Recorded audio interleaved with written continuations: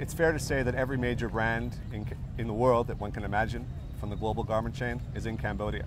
I would say, where does the global garment industry operate throughout the world? It tends to operate in countries where the rule of law is the weakest and where people are so poor that they'll work or almost feel forced to work under any conditions. Looking around the world where the global garment industry not just invents but operates and thrives, these are the conditions that tend to go along with them. So bottom line is, the threats, whether blatantly or tacitly, is that on the one hand, yes, brands, and I'm not singling out any brands, any brand will say we believe in corporate social responsibility, we believe in the freedom of association. On the other hand, they're often pretty explicit about saying they need to chase the lowest buck. And so by doing that, you create conditions where it's this race to the bottom for workers. That has to stop. So are the brands in a position to shift wages? They are in a position to shift wages overnight in Cambodia.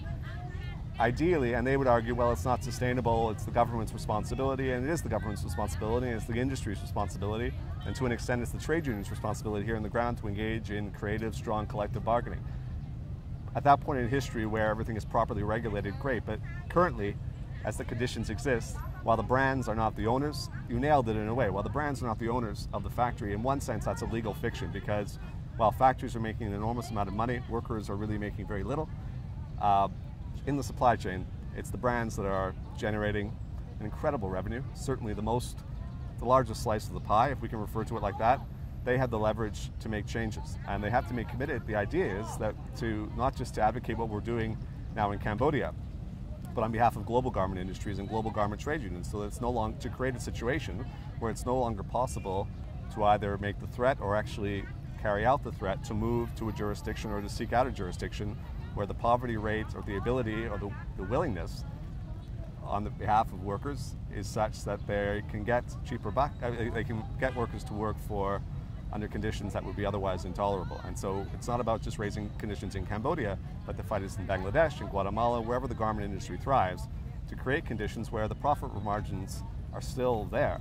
The legal fiction, in a way, while the brands don't own the factories, and certainly factory owners are directly responsible for the conditions that happen in their factories, brands still are deriving an enormous amount of profit, the major breadwinner in the entire supply chain. So it creates this legal fiction where a brand will say, well, we simply invest in this isn't our factory. We like to try to draw more liability, more degree of responsibility, because frankly it's the brands who are at this stage in the history of the garment industry in a position to apply the most pressure. They have the most leverage to do so. But yeah, I mean, there is obviously quite a difference between the reality on the ground in these individual factories and what's being submitted in public. The case. And so when international investors tell us this is the government's responsibility, yes, that is true. Primarily it is the government's responsibility.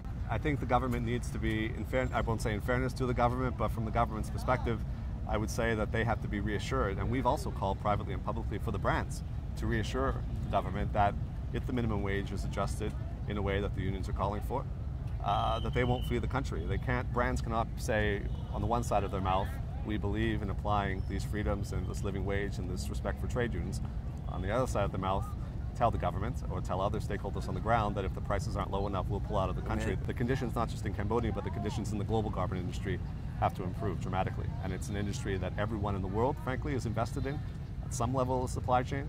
And as I said earlier, this enormous media attention on the plight of garment workers is very, very positive, but it's not like this has occurred overnight. It's the media's interest that's occurred overnight, frankly. It's not the plight of the garment workers. It's been a long-standing problem.